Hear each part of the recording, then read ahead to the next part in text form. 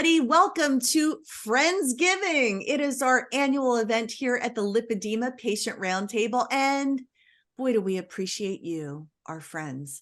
You know, the word friends takes on a different meaning right now, doesn't it? I think we're all so saddened by the loss of Matthew Perry. And they actually, as a TV show, became our friends, like an extended part of our families. And losing him, you know, just was really sad this last month.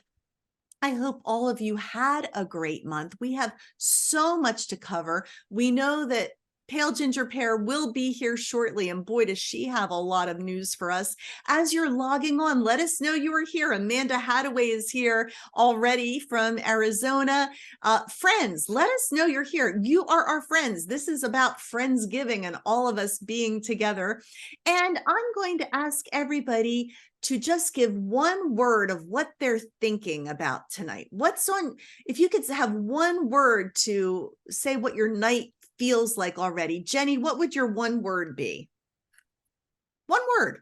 One word. My one word would be hope. Oh, I love that. That's awesome. Pattie, what's your one word? Sparkle.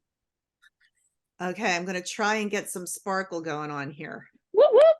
We'll get to what good timing. This is supposed to be a spark. There it is. Sparkler, sparkler, sparkler. Let's not have a live fire here on camera, but you know, Linda Ann, what's your one word? My one word is excitement. Excitement. I love it. I love it. Oh, so some of our friends are putting in here Puffy and Mary and Hopeful. It sounds like the new dwarves. Elves. Puffy, Mary, Hopeful. Lippy, Butterfly. What's your word for the night? It'll be gratitude. I am super thankful tonight. We want to delve into that and know exactly why you're grateful. Siouxsie, what's your word? I think friendship and the value of friends, real friends. Real friends. It's so true. Yeah. Jen Sefton, we love you out there. You said community. We love, love, love it. There's so many wonderful people. I love seeing your names every month. April Sluder, thank you for joining us tonight. She is our special guest, and we said we were going to start out with one word that describes how we're feeling tonight. Susan O'Hara says listening, and Susan, we're listening to you too. You're doing amazing things in the lipedema world, and we love and appreciate you. April, can you think of one word that pops to mind right now? Oh, I can totally think of a word. Scattered. Scattered is my word. That completely explains my whole world right now. We appreciate candor.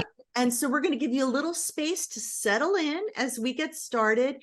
And then, speaking of which, I did want to mention this, and hopefully I'm not going to end up burning anything here. All of you are so busy. You're working full-time jobs and rushing to get here. And we appreciate that you make the effort to be here and to log on. For every one of our people in chat and for every one of our panelists, I know you were like holding down the whole country today, Cara, in your job, and you raced to get here. And we're so glad. What's your one word that you're thinking of? Exhausted. All right. Okay. Well, then you take a deep breath, everybody. Deep breath. And before I end up burning my fingers, Pattie, why don't you tell us why? And let's all show our sparkles as much as we can. This is as sparkly as I get. But why are we even doing this sparkly thing? So one of my friends is Nikki Gregory, and she is the founder of Lipedema Friends International Group. She does amazing awareness spreading overseas, and she came up with this idea of glitter for lipedema. And in the UK, they spell it lipoedema. So we're doing two separate hashtags. It's December 18th is the date. She wants it to become an annual international event just to spread awareness and sparkle and shine. And we'll have more information coming, but we put those hashtags in the chat right at the top. And yeah, I thought it was a wonderful idea, and I said I would help spread awareness as much as I could. So sparkle. Sparkle, baby. This is supposed to be shooting sparkles, and it's really a dud. False advertising. But I love it. And you made a great point. This is midway through when we have Lipedema Awareness Month in June. So keeping awareness going, keeping it on everybody's radar screen. Yeah. All right, everybody, let's make a wish. Even you in the audience, let's make a wish and blow it out together. 1, 2, 3. Ah, all right. You can't tell anybody, but the wish is going to come true. I just feel it. I just know it. So Casey Grosvenor says glitter is her favorite color. So this will be absolutely girl. perfect. And we love your sparkle, Casey. We appreciate you so much. Oh my gosh. It's one of those ones that comes back. That means we all get another wish. Okay. 1, 2, 3. Okay, it's not happening. I'm going to have to excuse myself, but I want PGP. Where is she? Where did she go? You know, you don't call on PGP when she disappears from the screen. It's really not a good move.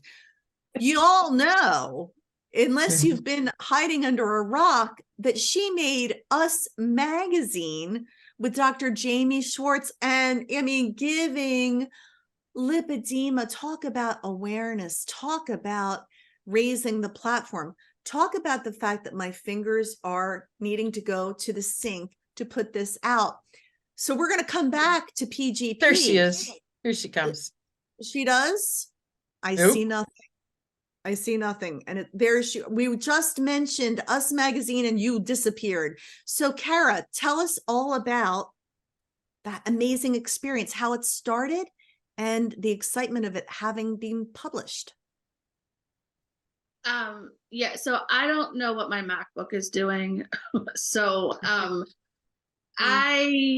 Dr. Jamie's new PR team reached out to me, and we did a like kind of get to know you interview with them, so that they were like, you know, knowing kind of like my story. They knew somewhat from like looking at his past stuff, but they wanted to hear from me and what all I was doing and everything. So I had like a 45-minute to like an hour kind of chat with the one girl, and then I had like another 45-minute chat with like 2 others. And so we kind of like talked over some stuff, and the one sent me a message and was like, hey, I am pitching this article to like Us Weekly. And I was like, okay. And she was like, this is what I like kind of wrote up. What do you think? And she like sent it over to me, and I was like, this is really good. And my concern was because like we had talked over a lot of stuff, and we talked about some of the stuff that's like in my book and everything coming. So I didn't want her to like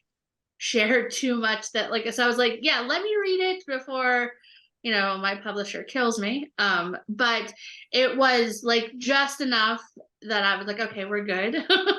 And so she sent it over to her contact at Us Weekly. And then like, it had been like a week or 2, and I like hadn't really thought much of it because work has been chaos.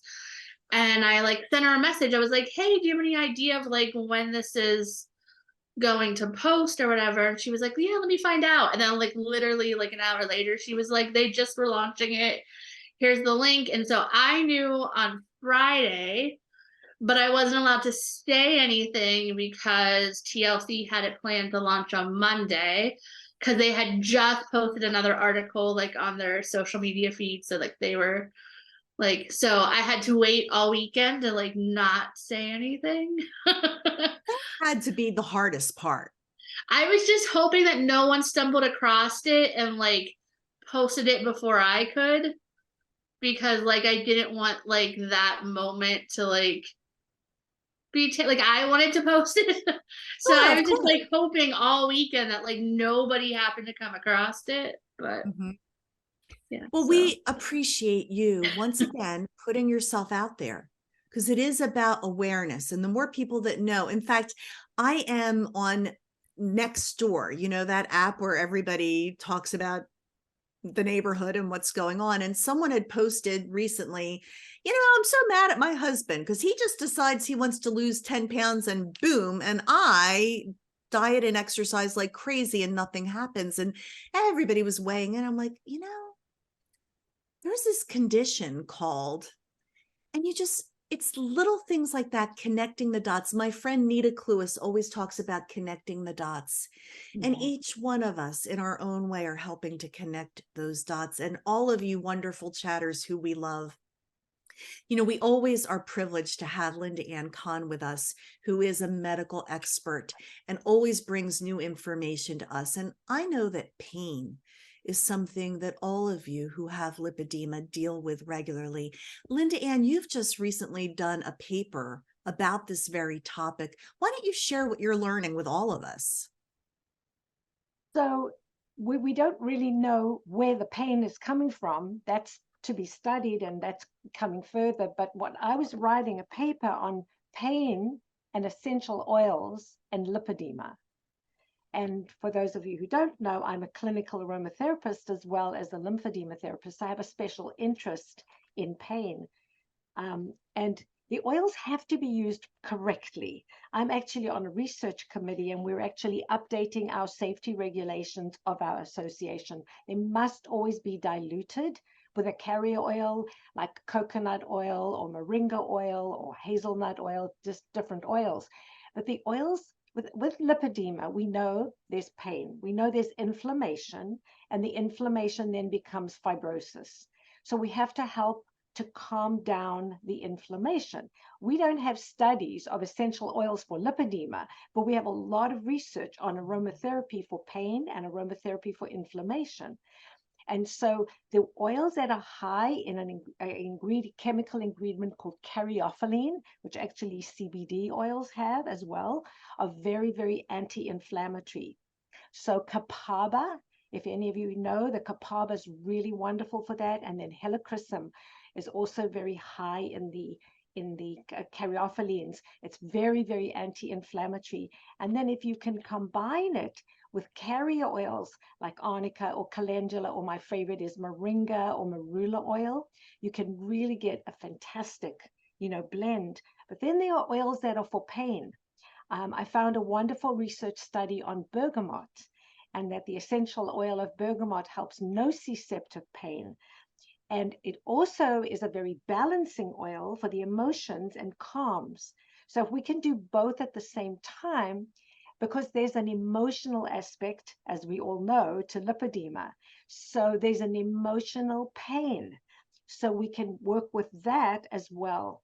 And then, of course, when you're in pain, you can get depressed. And so there's clary sage or there's neroli. And I could go on longer and longer, but that's the basis of it. Another oil that I love, that's good for pain as well is Angelica, Archangelica, because it's very good for the lymphatic system, but it also helps to raise the spirits.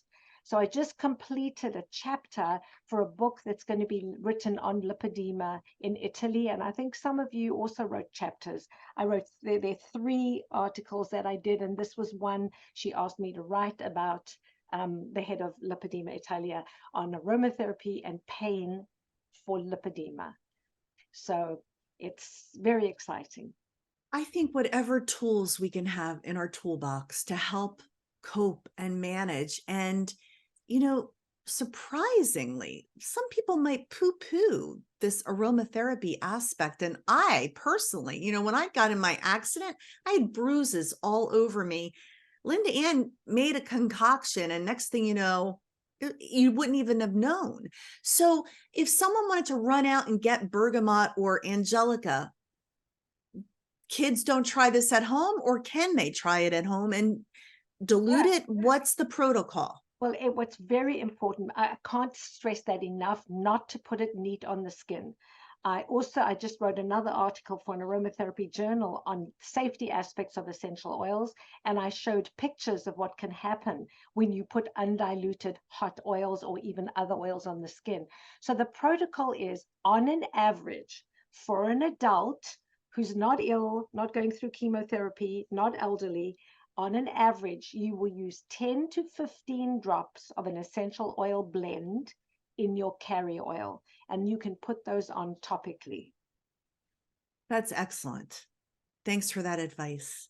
And go ahead, Pattie. I've been kind of experimenting with a couple things regarding pain. One is castor oil, which seems to be everywhere these days. and then capsaicin cream, like the red pepper lotion I have. And that's kind of interesting, that one. I can feel it traveling up my leg. I'll put it on my knee and I can kind of just feel it moving with the flow of, the lymphatics and the blood supply and everything. And you can just feel it moving. It's really kind of wild. It's what we call rubefacient. It's really warming and it increases the microcirculation, but you do have to dilute it because it can be really strong. Yeah. So capsicum, yeah. And Yeah, that came in a lotion, so it was within other was stuff. already okay.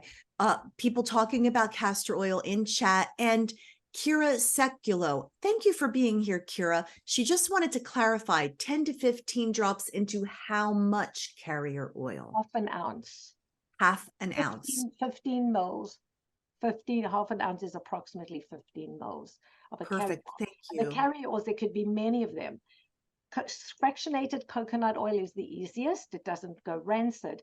But when I'm making blends for bruises or post-surgery or other things like that, I specifically choose the carrier oils that I'm going to use to have therapeutic properties in addition to the essential oils. But for lipedema, this is just fabulous. I'm still trying to find an oil that will help with the lipomas, but I haven't done that yet. So. Well, if anybody can do it, it will be you, Linda Ann Kahn, because we know you're all over it. Now, we've been preparing for tonight, and we have a few topics on our minds. Lippy Butterfly, for instance, was saying the frustration she's having finding a dentist. Lippy, why don't you share that with us? What an odd moment to have this conversation, because I am in excruciating pain right this moment. Really? I have I'm had. sorry. I'm hoping that it will die down in the next couple of moments. I have already taken my maximum amount of medicine at this time, and I've already used Oragel. So we'll see what's going to happen. I'm hoping that some vanilla extract will help a little bit later as well. But with that being said, I have a hole in my tooth.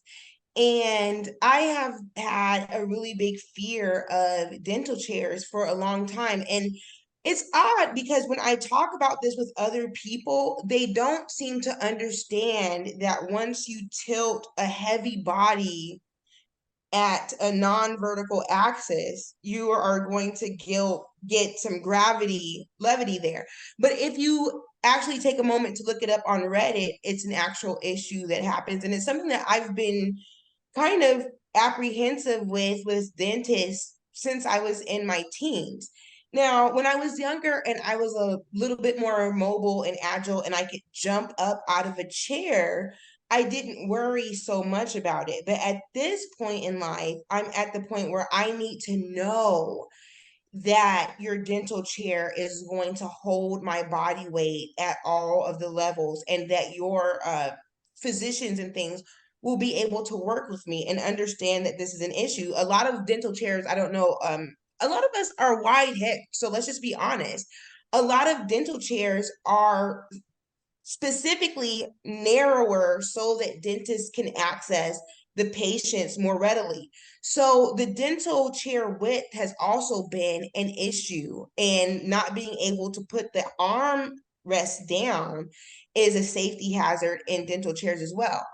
Well, in looking for a dentist near me that I could go to now that I'm in excruciating mouth nerve pain, I have found that the maximum weight limit of most dental chairs in my area, at least, is 300 pounds. And even at that, a lot of times, the practices that I have called, when I have asked, did they have a bariatric chair, I have been in tears over this past week at how many people I have had to explain what the word bariatric means. And I get that not everybody has to know everything, but if you have never had to explain that your weight is a hazard for yourself, people around you, and their equipment, it is hard. This has been a gut-wrenching, I'm saying a week because I've only actually been able to emotionally tackle it this past week. Up until then, I have been emotionally avoiding it because I knew that I was going to come across a brick wall. But as you guys know, I don't like to stay in a down state. So I will tell you this, what I have learned is a few medical practices, possibly near you, maybe if you're in New York and other places, but most likely where larger dental institutions are, actually offer a bariatric chair that goes up to 1,000 pounds and a lot larger. But you have to talk to the dentist above time. I don't think that it is wise if you are above 300 pounds to just walk into your dental practice, because I feel like, number one, it's a safety hazard for you. Number two, you are setting yourself up for some emotional damage, Yeah. and especially for those of us that have some wider hips, some bigger thighs and things like that, some things that make it challenging in other seats. It's worth doing the research. It's worth even fighting back the tears in those phone conversations to tell people what your issues are, what you're up against, and finding what actually works for you. So I do have an appointment. It's not until January, but thank God that somebody in my area has a dental chair. Angelique, what I'm seeing in chat and from all of our faces, I hope you feel our support and love and appreciation for your candor. That's not easy. First of all, you're in pain.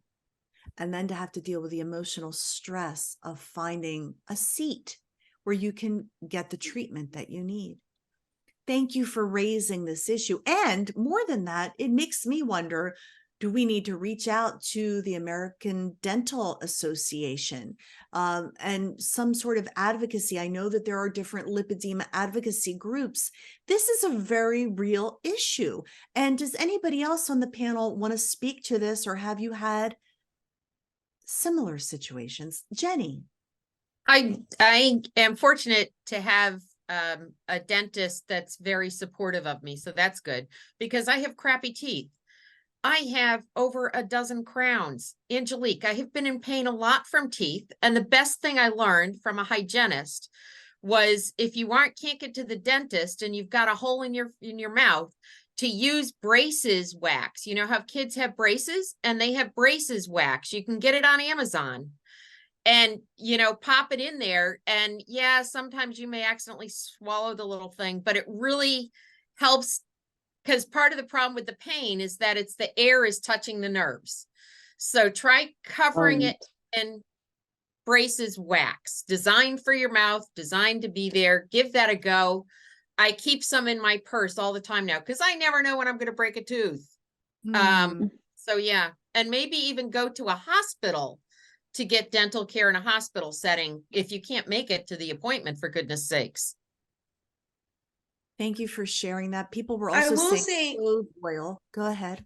One of the things I am every day I'm looking out for signs of infection. I know that the hospital will not see me unless they feel like there's a permanent infection that's imminent, at that time. So I am looking out for signs of infection. I will say that to anybody, especially watching, if you're dealing with any mouth issues, don't just rest in them, because those infections, they can get into your bloodstream. And as you know, we as ladies that have a compromised lymphatic system, those infections, they can get trapped in different places. They can make us really sick. They can turn into cellulitis, which is one of the worst, I feel like, issues that we can come up against in this condition.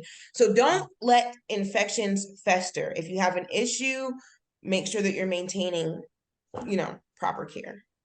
Yeah, thank you. Go ahead, Linda Ann. We want to hear from you. And I want to say, before we go to you, people are talking about the fact that lymphatic issues can compound dental and face pain. And that is something that we know.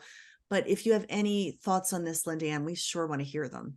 Well, I just wanted to say that essential oil, and I saw it in the chat here too, but essential oil of clove numbs the area. It's also antiseptic, antibacterial.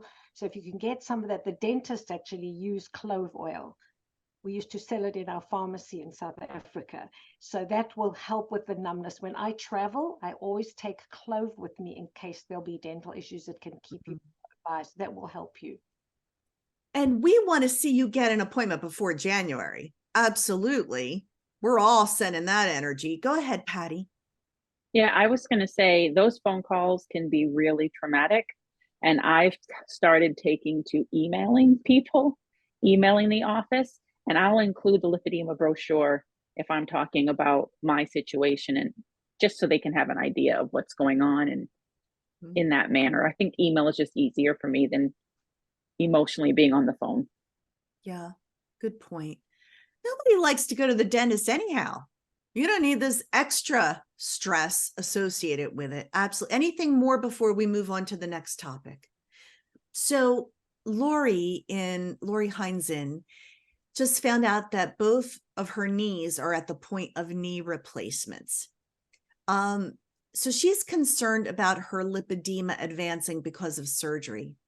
Any tips to be the most prepared and have the best outcome, lessen lipedema effects of surgery and post-surgery? So this is a big question, but it's sort of like a domino effect. You got to get the knees taken care of, but then what happens to my lipedema? Does anybody have thoughts on this? Now, remember, we're not dispensing medical advice, but for instance, several of the people on our panel have experienced surgeries for the lipedema itself, but any advice from a medical perspective about a surgery for the knees? Linda Ann, can we lean on you for this? Well, I would absolutely say that after you have to have the surgery, you have to have it. But then you treat the lipedema, and it's very important to schedule manual lymph drainage sessions after the surgery. We work with a lot of knee surgeries, post-surgery, twice a week doing MLD. I use aromatherapy too, but that will really, really help. So that's very important to schedule that. But you can't not do knee surgery when you're not walking properly and you're in pain because of the lipedema. You have to look at the benefit, risk versus benefit. So, yeah. You know, and I always find a way to wedge this message in, but it's so true that many people who have had knee surgery find great help with their Lympha press. And then, of course, we know it's indicated for lipedema. So, Lori, I don't know who you're working with regard to pneumatic compression, but hand in hand, we love working with therapists who do manual lymph drainage, and then you can maintain progress that you've achieved with them at home with pneumatic compression, because you're right. I remember the first interview I did with Pattie Cornute. She's like, look, we just don't want it to get worse. We want to get better, but we'll do anything for it not to get worse. So we hear you, and we listen to where you're coming from with that. We totally want you to help yourself. And Susan O'Hara did put in chat that there is an article about lipedema and knee replacement from our friend, Dr. Thomas Wright. So you may want to refer to that, Lori, in the chat as well. Go ahead, Jenny. I know, I'm muted. I have not had knee surgery, but 2 years ago, I did have to have a hysterectomy. And one of the things in the process of meeting with the surgeon was I talked about my lipolymphedema. And I expressed my concerns that I had, that I'd heard from other people with lymphedema and lipedema, that they had seen a progression of the disease after the surgery. And, you know, so we talked about my lymph nodes that were particularly in that area and had good dialogue about it. And I said, you know, do what you need to do. This is a necessary surgery I was having. There had been abnormal cells that needed to be dealt with. And so I gave her the authorization to do what she needed to do. And during the surgery, everything was contained inside the uterus. So when I woke up, she was there, and she said, I did not take any lymph nodes for testing because I knew you'd kill me. And I think, you know, working with the doctors and letting them know your concerns and fears so that they may be more attentive to the lymph nodes that they're working on and around and in during the surgery, I think is also kind of helpful. And after the surgery, just as Linda Ann expressed, I asked for a referral and a script to get some MLD, and we did it under the fact of going for physical therapy for swelling. There was a little swelling, but it was surgically related, not related because lymph nodes were taken, and we were able to put it under control, so that would be my, be upfront, and be upfront with the anesthesiologist, because I was flabbergasted when I mentioned it to him the morning of the surgery. He knew what lipedema was. He knew what lymphedema was. And it made him more attentive to the anesthesia part of the surgery because of some of the comorbidities we often have, like mast cell disorders and Ehlers-Danlos can impact the anesthesia. So speak it up, because that seems to make a difference. Thank you for sharing that. These emotional landmines are so real. In fact, Pattie, you did a live on that recently, the emotional landmines about surgery. Ruth Smith is out there. Ruth, we appreciate you joining us tonight. And she said something in chat that just stopped me in my tracks. Even things as routine as ambulance transport are emotional landmines. She's needed to have the fire department come with the EMT people to get her from the floor to the gurney and down to and into the ambulance. So it's become even aversive for her to call 911 when she needs help. And that is definitely a dilemma. Another person said, I need knee replacement. I can't get it because of my size. Oh my goodness. Go ahead, Angelique, and then Pale Ginger Pear. I'm sorry, that the last one really struck me because when I was in Tucson, I needed a DNC, and they were telling me I needed a DNC, but I could not get one because of my size. And for certain, where there is a will, there is a way. Like you literally have to have a team, and this is something that I'm talking with women that are in my church now.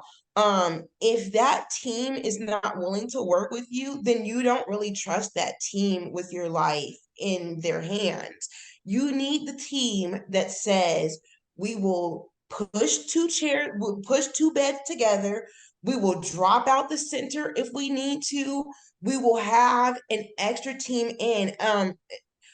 It was embarrassing, yes, but I felt completely welcomed when they were pushing me down the hall in the gurney, and there was a whole hallway of people there to make sure that I didn't die on that table, and to make sure that my body could safely get transferred from one table to another table. Yeah. It does not feel good, but if we want to live, we have to overcome those obstacles. We can't get stuck there, and we also cannot be stuck in somebody else's interpretation of what good health is for us, because if we need a surgery, then that is our good health, and somebody will help you. You cannot be stuck in somebody else's mentality of you. There is a way. If they have to put 5 beds together, if they have to call out, I fell before I had help, and even before I had walkers and wheelchairs and things like that, I've had to have the fire department come out. You don't stay on the ground because you need things that other people don't require. There's no way to even get to the point where you can get yourself off the ground if you don't accept the fact that you have to call somebody for a little while. Yes, honey. So yes. It'll be okay. Call the people, require the things, get the things that you need. Because you're worth it. You are worth it. You are worth it. There is no shame in what you need to take care of you and asking for it. And it, regardless of your size, because a lot of it is what's happening here in our heads too, Thank you, Angelique. Pale Ginger Pear, what did you want to add to this? Yeah, just so mine goes along with, you as embarrassing as something might sound coming out of your mouth, I can guarantee the medical field has heard 1,000 times worse. And also, if you hide something, that literally could be a death sentence. So it is better to take the couple minutes of embarrassment and be alive than your family and your friends have to live with like not having you around. And also be vocal with your care team, your doctor, whoever, about what your outcome and your desires for something are. One of my only ever other good doctor's experiences was when I was pregnant, and I was going in for a planned C-section because they were concerned about my size and going into labor and having to do an emergency C-section.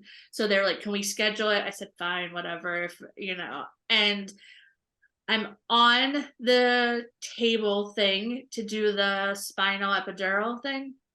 And he's yelling, it's not yelling, but it felt like he was yelling for me to like hunch over more. And I'm like, I've got thighs and a solid pregnant belly that doesn't give.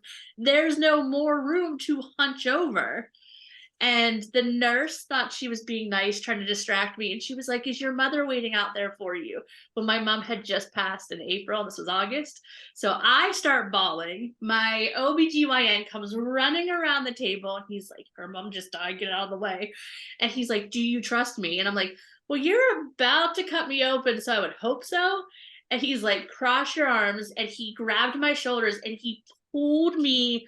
So I was hanging off the table so that they could get the spinal in, because he knew that I wanted to be awake to like hear Riley's first cry, because like with all the complications and the stuff with my mom, like I wanted that moment.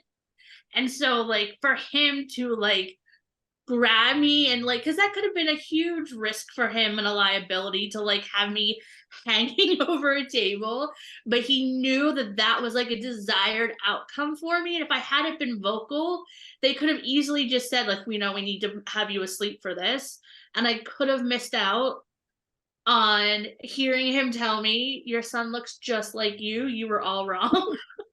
Because we all thought he'd be this dark little Puerto Rican baby, and he's not.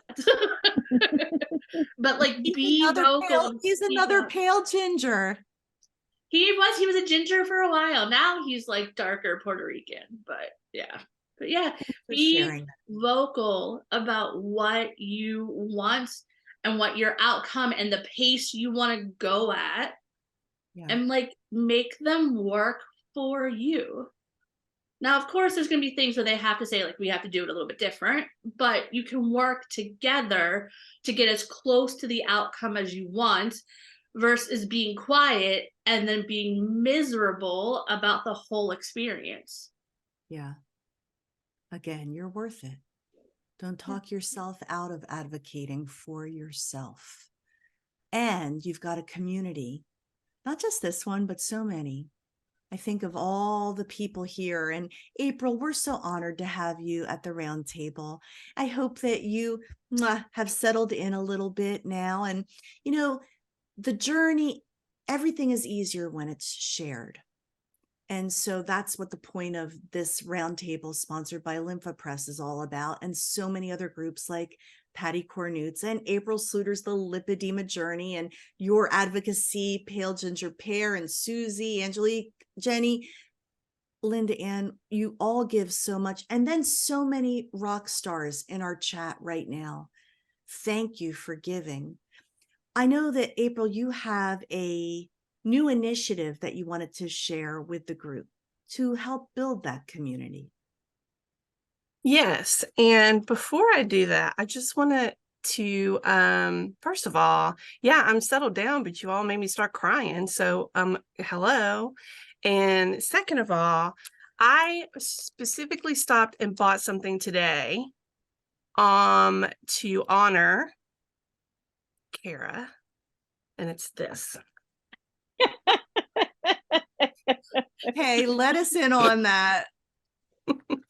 So I had posted in my stories Monday night, I think it was, or Monday, that a follower of mine from the UK had sent me a box of these cookies that were Twix and clearly labeled gluten-free that the US does not sell. And I haven't had a Twix in 15 years since I've gone gluten-free. And so I saw these cookies online, and I jokingly had posted in my stories, if anybody in the UK that follows me wants to send me a box, here's my PO box. I'll even pay for them. Just, I need them. Well, someone sent them to me. And so I posted about it in my stories as a thank you, and that I was excited. And I got so many messages about how, well, cookies still are good for you, even because it's gluten-free. And I wanted to be like, you don't fucking think I know that? Like, somebody who has had food and health issues her whole entire life and has gone through 7 surgeries in 3 years, like, I know. And I know food more than a ton of people because I don't like most food. Like, so for me to even find something I like is a struggle. And so it was like, just let me have a cookie. So I normally don't respond to stuff like that. But when there was like 20, 30, 40 messages coming in, the redheaded temper kicked in. It's almost that time of the month, which is probably why I wanted a cookie even more. And I went into my stories with a little rant of like, fat people are allowed treats. Like, I'm allowed a cookie if I want a cookie. I wasn't going to sit and eat like the 30 that she sent me.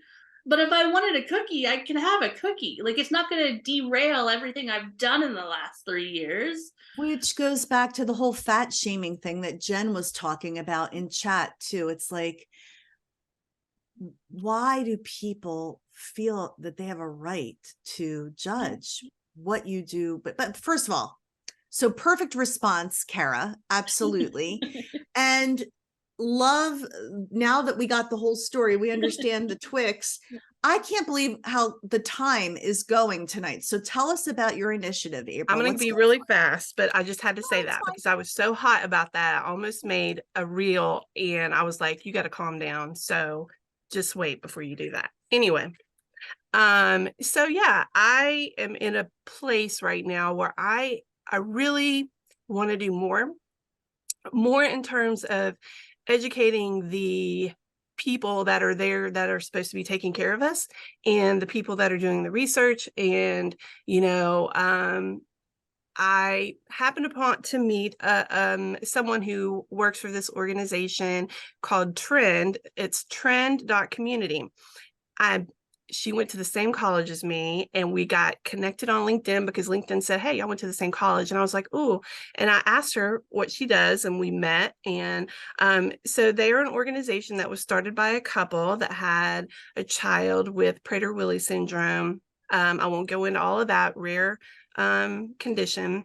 And they realized when they started joining communities to get help with dealing what they were going through, wow, there's so much gold. There is so much information being shared within these communities that how can we figure out a way to get to pull this information from these communities and share it with these people that are supposed to be taking care of us, these, you know, medical teams and the researchers, the scientists.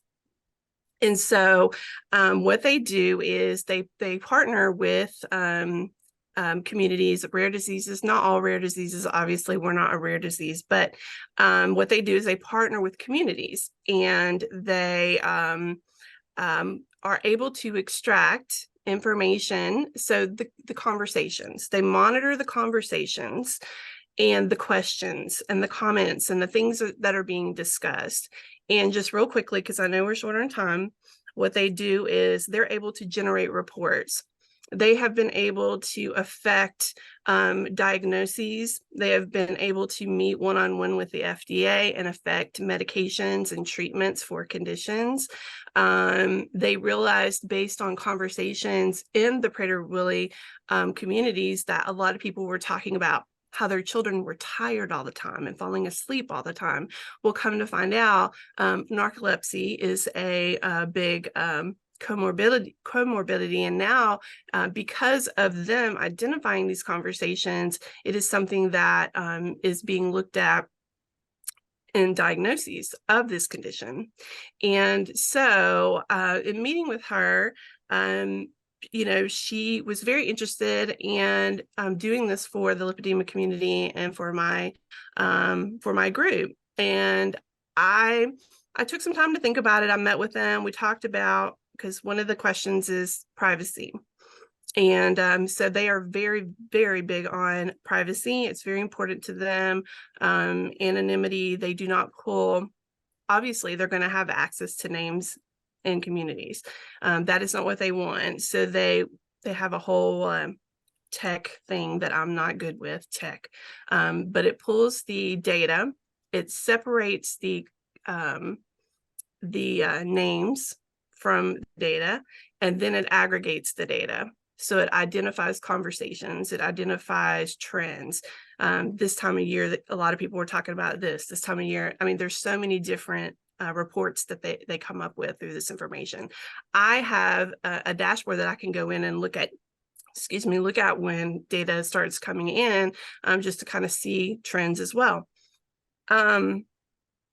I feel comfortable with them. They require that you post in your community, you let people know what you're doing. They talk about the importance of transparency.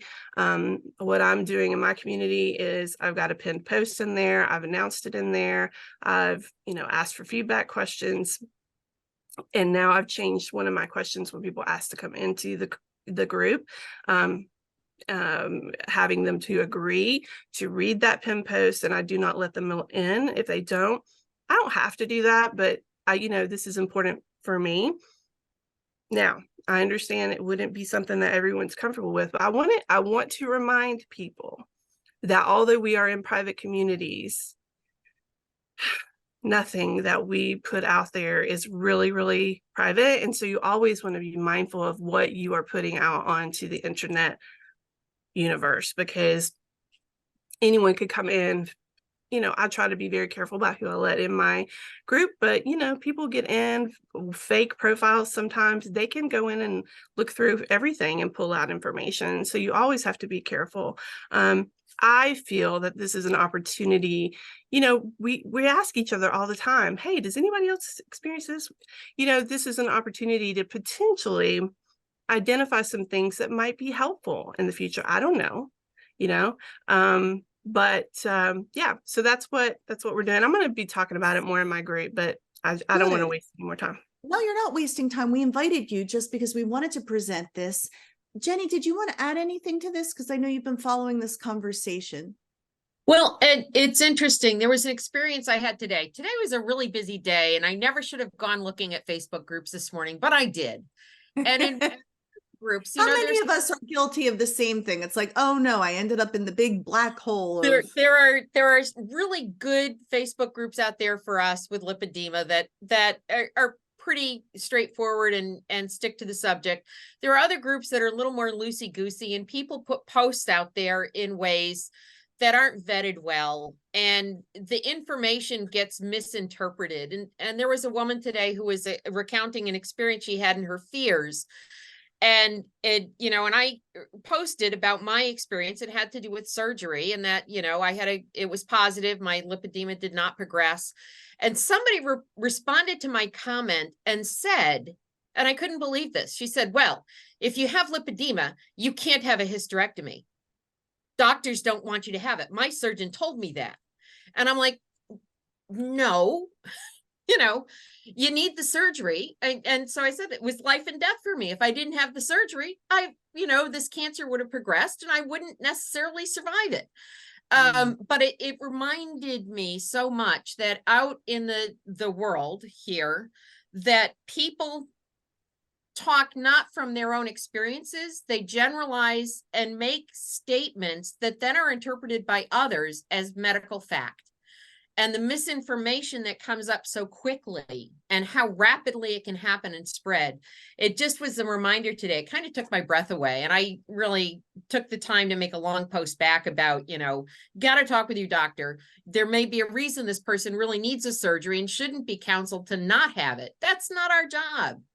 You know, it was just, it was very disturbing to me. So to see that there's a group that, like April is working with, to kind of extrapolate factual things, and some of the things that happen out there is great. But I think we work really hard, I know within this core, to make sure that the information that's getting out there is authentic and not a lot of misinformation, because it happens so quickly in social media.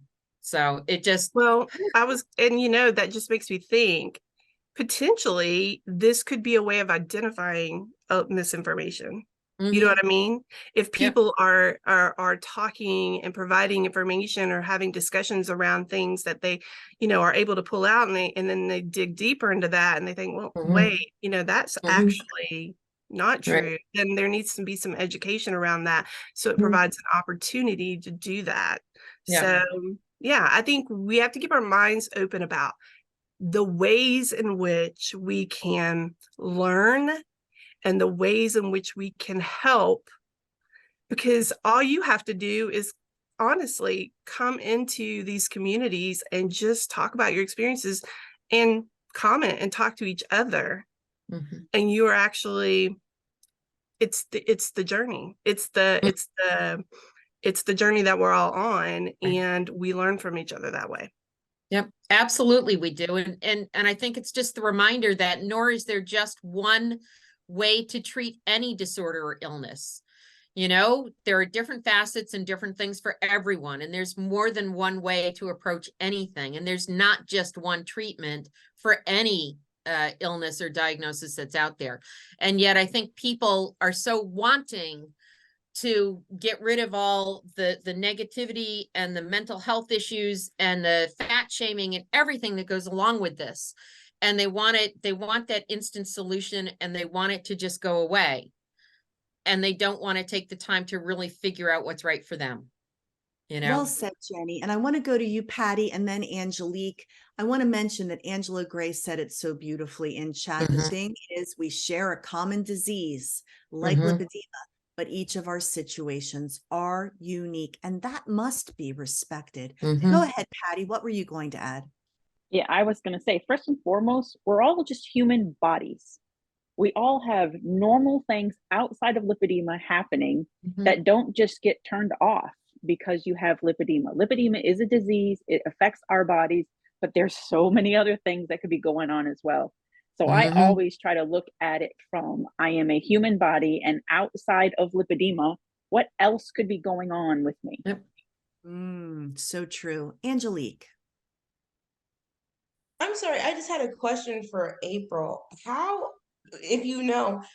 are these communities vetted as to whether or not they're going to extrapolate information from that community or not? I am feeling like our community is overwhelmed with what I, in my own head, think of as cosmetic lipedema. These ladies who just feel like they are not able to get rid of their thighs, but it doesn't seem to be the exact same thing of what we're talking about. Like I feel like there are certain cosmetic surgeons out there that are marketing lipedema as a form of weight loss surgery. So how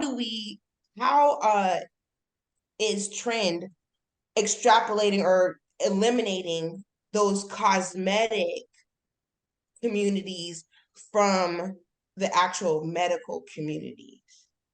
Well, I would have to dig into that with them, but I would say that even those people who have, what you would call the cosmetic, who don't have the, even if they do have lipedema and don't have the, aren't advanced and are really looking to, change their appearance because they don't like it. Those are, what I find when you talk to some of them, they still have some symptoms that they don't realize are lipedema related. And so I don't know, to be honest with you. I'm thinking of along the line of, I'm fearing the trending part being that they're not pretty. They're not nice to look at, as opposed to they're debilitating my mobility. They are causing me excruciating pain. I am experiencing fibrosis, like Right. actual real things from what I'm, the reason why I called it cosmetic is what I'm seeing a lot of. My ugly thighs. I was past my ugly thighs at 12 years old. I really want to deal with the medical part of this. Right. You nailed that. And I think that what I have looked through one of their reports, and what they're very detailed, and part of it is they extrapolate and they identify discussions that are happening, the things, the words, the terms, the questions that are being asked the most. But then they do dig into it deeper, and they look for unmet needs. So they look for, where people are struggling the most. Now, that potentially, depending on the community that they're in, right? So they're just in my community, and there's not those type of discussions happening in my community for the most part, if ever. But depending on the community that they were in, potentially they would identify that as one of the trending topics, right? But then they would also have other discussions that are also happening. So it would really just depend in the community that they're in. And they do have a process for really kind of digging into and learning more about you, what your community is about, and determining, how what they do can be helpful. So yeah, I think that's a really good question though. And I think I will take that back to them and talk to them about, because there's a lot of drama that can happen in communities, right? So Oh, absolutely. And I love the fact that many of the leaders in the community, the ones that generally log on to this, are fiercely protective of their people. And we love that about them. Pattie, you definitely come to mind. Siouxsie, I see you nodding. We haven't heard from you tonight. We're running out of time. What do you want to share with the group tonight? I mean, I've just been getting feisty over here, and Cara, you dropped the F-bomb on me. What? Anyway, I just honestly, I loved what Cara said. All of this, I've been thinking a lot about lately, the view and the judgment based on somebody's appearance, and not spending time with that person, not spending time in their shoes to understand what their circumstances are. You don't know what somebody has in addition to lipedema, for example. And we didn't even know that Ehlers-Danlos affected our ability to handle any kind of medication intravenous until we found out. So for me, I had surgeries and I felt them all. And I was like, this is weird. Why do I feel them? And well, I have Ehlers-Danlos. Okay. But there's so many different things, and we're still learning on this ultrasound thing. I mean, I have Lyme, I have chronic Lyme, and they just released the thing specifically related to high frequency ultrasound in addressing Lyme bacteria as well. And I was like, wait a minute, wow, same technology, but totally different condition. Anyway, I'm kind of fascinated by that, and I'm digging deep into all of them. But yeah, friendship, yes, so good, Brenda. Thanks for keeping us on we path. always kid, you never know when an F-bomb might get dropped, but tonight's F-bomb is friendship. Friendship. We lean on each other, and it's a privilege and it's a joy.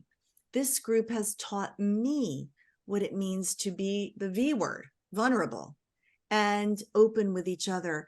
I want to thank the beautiful open hearts. I know you all are so bad. When I said the V word, I know what you were all thinking. Bad. Wait till I tell your preacher what you were thinking there, Angelique. I mean, come on. All right, so we're going to close out. I want to hear in chat what everybody's thankful for this year, and I'm going to do a quick round table. Linda Ann, what are you thankful for? Thankful for my mother. She's going to be 99 next week. Oh, God bless her. Oh, Mama, 99 years old. That's amazing. Siouxsie, what are you thankful for?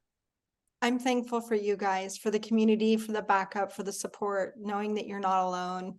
So true. April, what are you thankful for?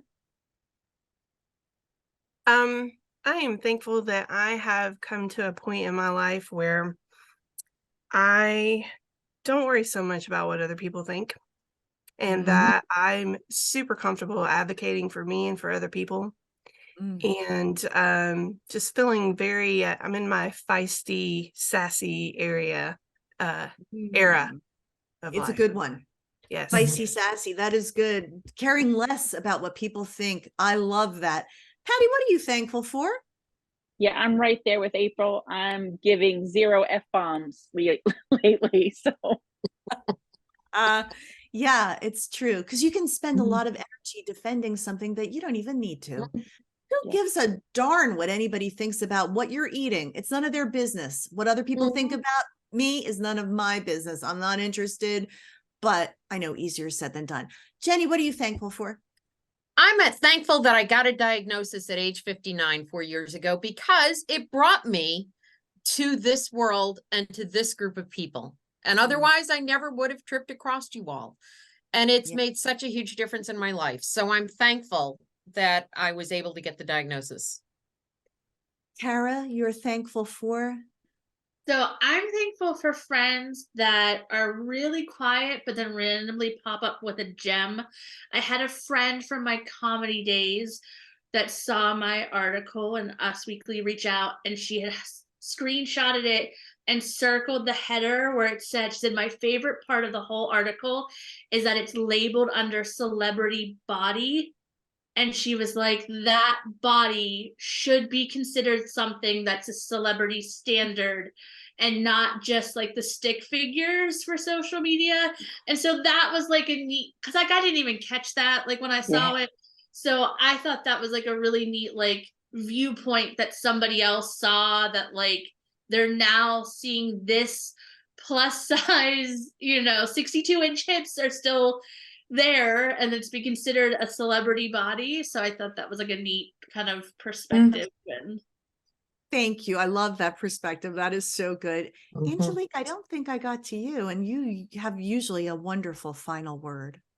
Oh goodness, I hate to piggyback off of Siouxsie and Cara, but after the year I have had, and if you ever even got a moment to hug these ladies that are on your screen, you'll understand what I mean. Like when I say that I am truly thankful for this roundtable.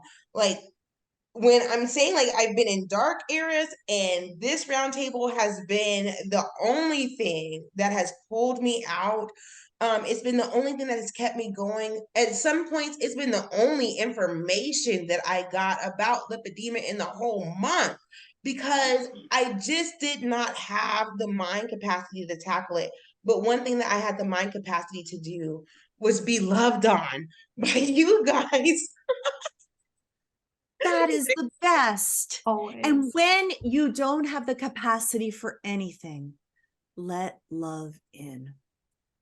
That's a great way to close tonight. Thank you all for Friendsgiving. We are thankful for you. Thank you for giving us your time, your comments, your energy, your chat, your kindness, your vulnerability. The list goes on. We'll see you again next month. Have a great night, everyone.